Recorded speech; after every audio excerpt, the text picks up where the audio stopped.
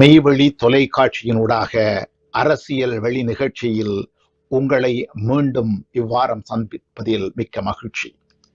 முடிவற்று இன்னும் இலங்கை தீவில் மஹிந்த ராஜபக்ஷ குடும்பத்தின் ஆட்சிக்கு எதிரான போராட்டம் தொடர்ந்தும் மிக பரவலாக நடந்து கொண்டிருக்கிறது.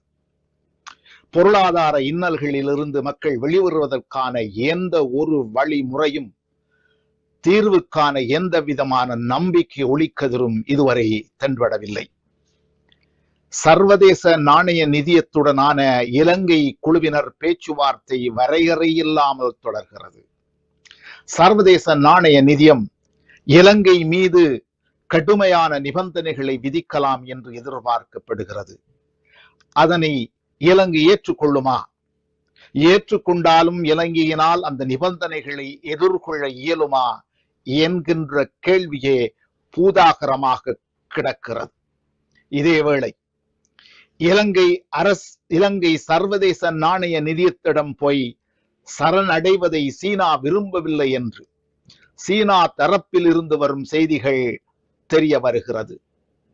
சர்வதேச நாணய நிதியத்துடனான இலங்கையின் பேச்சுவார்த்தையை மிக அவதானமாக கவனித்து வரும் சீனா, இலங்கை பொருளாதார நெருக்கடிகளில் இருந்து மீள்வதற்கு தாங்கள் மேலும் கடன்களை வழங்க தயாராக இருப்பதாக தெரிவித்திருப்பதாக செய்திகள் வருகின்றன.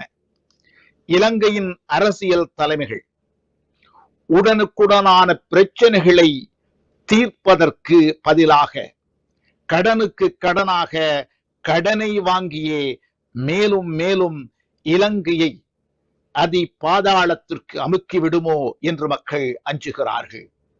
சிங்கள தேசம் தங்கள் அன்றாட தேவைகளுக்கு அல்லாடுகின்ற சூழ்நிலையில் வேறு வழியின்றி வீதிக்கு வந்து போராடுகிறார்கள்.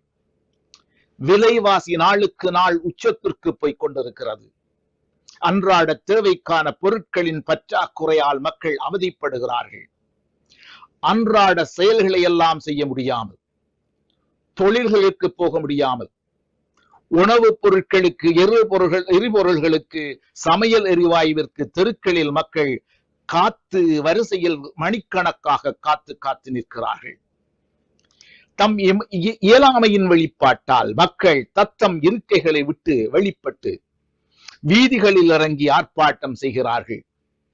இந்த ஆட்சியின் மீது கொண்ட வெறுப்பினை, விரக்தியினை, வேதனையை வெளிப்படுத்துகிறார்கள். பல்கலைக்கழக மாணவர்கள், மத தலைவர்கள், தொழிலாளர்கள், ஆசிரியர்கள், பெண்கள், குழந்தைகள் ஒன்று திரண்டு இந்த ஆட்சிக்கு எதிரான ஒரு நீட்சியான போராட்டத்தை தொடர்ந்து கொண்டிருக்கிறார்கள். இதேவேளை இவைகள் தன்னெழுச்சி போராட்டங்களா அல்லது சில அரசியல் கட்சிகளின் அந்தரங்க திட்டங்களின் அரங்கேற்றமா அல்லது அந்நிய சக்திகளின் நிகழ்ச்சி நிரலின் செயல்பாடுகளா என்று ஆராய்ச்சிகள் அங்கங்கே நடந்து கொண்டிருக்கின்றன. ஏன் தமிழ் மக்கள், அதாவது நம் தேசம் இந்த போராட்டத்தில் கலந்து கொள்ளவில்லை என்று மதிப்புரைகள் வழங்கப்படுகின்றன. இங்கே அதிக வேதனையான விடயம் என்னவென்றால், நம் அரசியல் கட்சிகள் மற்றும் ஒரு சில தமிழ் அமைப்புகள், எல்லா தமிழ் அமைப்புகளும் அல்ல, ஒரு சில தமிழ் அமைப்புகள் கால கட்டாயமறியாது தங்கள் தனித்தனி அரசியலை கனகச்சிதமாக செய்து கொண்டிருக்கிறார்கள். பிரிந்து நின்று பேசுகிறார்கள். தமிழ் மக்களின் போராட்டம் வாழ்வுரிமைகளுக்கான போராட்டம், நம்முடைய ஆன்மாவை தக்க வைத்துக் கொள்வதற்கான போராட்டம், பல ஆண்டு கால போராட்டம். ஆயிரக்கணக்கான மக்கள் தங்களை தியாகத்தில் ஆகுதிகளாக்கிக் கொண்டு தொடர்கிற போராட்டம். ஆயிரக்கணக்கான அன்பு உறவுகள் தங்கள் இன்னுயிரை ஈகம் செய்து வளர்த்தெடுத்த போராட்டம். லட்சக்கணக்கான மக்கள் காலம் காலமாக அன்றாட வாழ்க்கையில் நாளுக்கு நாள் வேதனையில் விழுந்து உருண்டு வாழ்நாளை போர் நாட்களாக்கி இன விடுதலைக்காக பெரும் பொறுமையுடன் கழித்து கடந்து வந்த போராட்டம். இது அரசியல் அல்ல, இது அறயியல், நீதிக்கான நெடும் பயணம். இதனை ஒட்டுமொத்த தமிழ் உறவுகளும் அறிவார்கள், உணர்வார்கள்.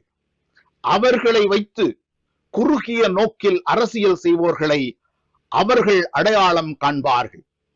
சிங்கள தேசம் சிங்கள பௌத்த அக்கிரம அரசுகளின் தொடர்ந்த செயற்பாடுகளால் வெகுவாக பாதிக்கப்பட்டு கிடக்கிறது. சிங்கள தேசத்தோடு வலிந்து இணைக்கப்பட்ட தமிழ் தேசத்தையும் சேர்த்து இந்த அரசின் செயல்கள் மக்களின் அன்றாட வாழ்வோடு விளையாடி கொண்டிருக்கிறது. பொருளாதார நெருக்கடிகளால் நம் தமிழ் உயிர்களும் அல்லலுறுகிறார்கள், அவதிப்படுகிறார்கள். நம்மவர்கள் இப்படியான இக்கட்டுகளுக்கு, மற்றற்ற இடர்களுக்கு, நெருக்குவாரங்களுக்கு பழக்கப்பட்டவர்களாக இருந்தாலும் கூட சிங்கள தேசத்தின் தொடர்ந்த பொருளாதார சேதம் மேலும் மேலும் தொடருமானால் அது நம்மவர்களையும் பெரிதாக பாதிக்கும் என்பதை நாம் தெரிந்து கொள்ள வேண்டும். இந்த பிரச்சனையிலிருந்து எவ்வாறு வெளிவர முடியும், நம் மக்களை எவ்வாறு தயார்படுத்த முடியும் என்று வழிநடத்த வேண்டிய தலைமைகள் எங்கே போனார்கள்? தமிழர்கள் பல ஆண்டுகளாக தொடர்ந்து போராடி கொண்டிருக்கிறோம் என்பது உண்மைதான். அது எங்களுடைய அடிப்படையை நோக்கியது, எங்கள் ஆணிவர்களுக்கானது, எங்கள் அத்திவாரத்தை உறுதியாக்குவது, தமிழ் தேசியத்தின் விடிவுக்கானது. அது தொடர்கிறது. அதில் ஐயமில்லை, ஐயமில்லை, ஐயம் என்பதில்லையே.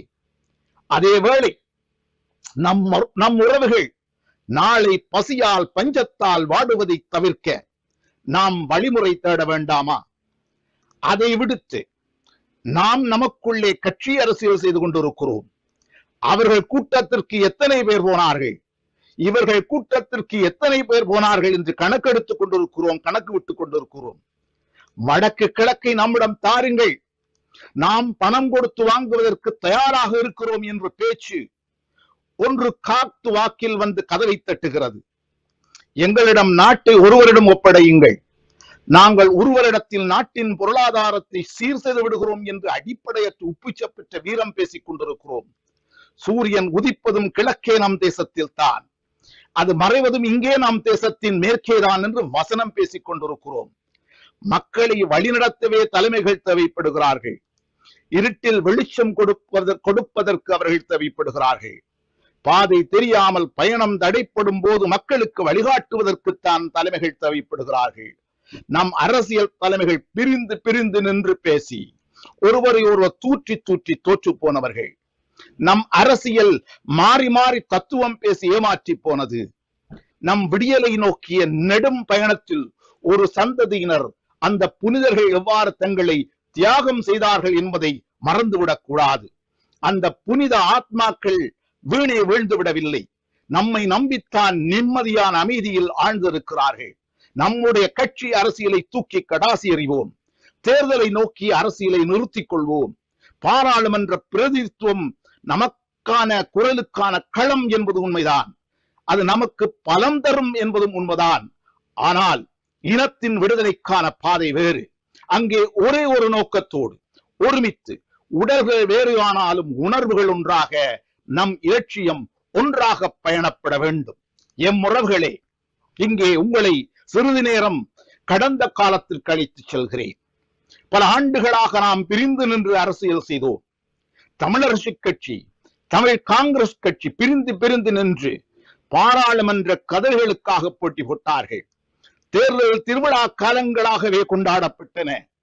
பொது எதிரியை நோக்கியதான நம் பேச்சினை, செயல் திட்டங்களை செயலாற்றலை விட்டுவிட்டு நம்மவர்கள் ஒருவருக்கொருவர் தூற்றிக் கொண்டார்கள். அந்த தூற்றல்கள் பல சமயம் அரசியல் கலாச்சாரத்துக்கு அப்பால் கேவலத்தின் உச்சிக்கே சென்றிருக்கிறது. கொள்கைகளுக்கு, அதன் விளக்கங்களுக்கு அப்பாற்பட்ட முறையில் அரசியல்வாதிகள் தங்களுக்குள்ளே மோசமான வார்த்தை யுத்தம் நடத்தி இருக்கிறார்கள். 1968 ஆண்டு இலங்கை பாராளுமன்றத்தில் அடையாள அட்டை மசோதா அந்த நேரத்தில் ஆட்சியில் இருந்த டட்டி செனநாயக்கா தலைமையிலான ஐக்கிய தேசிய கட்சியின் சார்பாக சமர்ப்பிக்கப்பட்டது.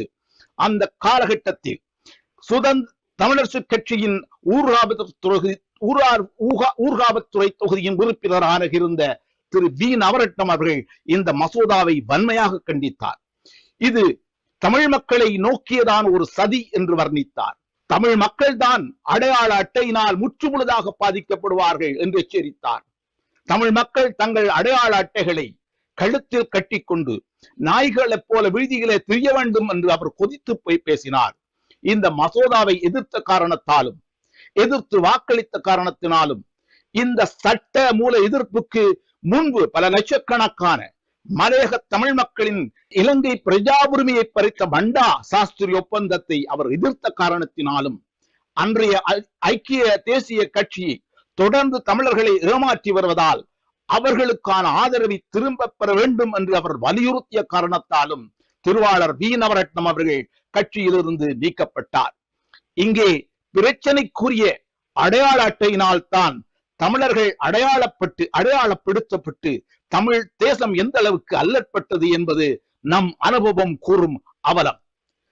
வி நவரட்னம் அவர்கள் கட்சியிலிருந்து வெளியேற்றப்பட்டதன் பின் அவர் 1969 ஆண்டு ஆகஸ்ட் மாதம் 27ஆம் தேதி தமிழீழ கோரிக்கையின் அடிப்படை தொடக்கமாக தமிழர் சுயாட்சி கழகத்தை ஆரம்பித்தார்.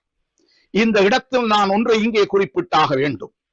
1969ஆம் ஆண்டில் இருந்து 7 வருடங்களுக்கு பின்பு 1976ஆம் ஆண்டு மே மாதம் 14ஆம் தேதி தமிழர் கட்சி, தமிழ் காங்கிரஸ் கூட்டாக சேர்ந்த தமிழர் விடுதலை கூட்டணி வட்டுக்கோட்டை தீர்மானமான தமிழீழ கோரிக்கையையே வலியுறுத்தினார்கள் என்பது யாவரும் அறிந்தது. 1969ஆம் ஆண்டு தமிழர் சுயாட்சி கழகத்தை உருவாக்கிய பின் 1970ஆம் ஆண்டு பாராளுமன்ற தேர்தலில் திரு வி நவரட்னம் அவர்கள் ஊர்காவித்துறை தொகுதியில் கழகத்தின் சார்பாக சுயேட்சையாக போட்டியிட்டார். இந்த தேர்தலில் தமிழரசு கட்சி முன்பு கிளிநொச்சி பாராளுமன்ற உறுப்பினராக இருந்த காப்போ ரத்தினம் அவர்களை தங்கள் வேட்பாளராக நிறுத்தியது. அந்த தேர்தல் காலத்தில் தேர்தல் பிரசார கூட்டங்கள் போர்க்களமாகவே காட்சியளித்தன. தமிழ் உறவுகளுக்கு இடையே வன்முறைகள் கட்டவிழ்த்து விடப்பட்டன. தேர்தல் பிரசாரத்தில் தேர்தல் பிரசார கூட்டங்கள் அத்துமீறி குழப்பப்பட்டன. அங்கங்கே அடிதடிகள் ஆட்சி புரிந்தன.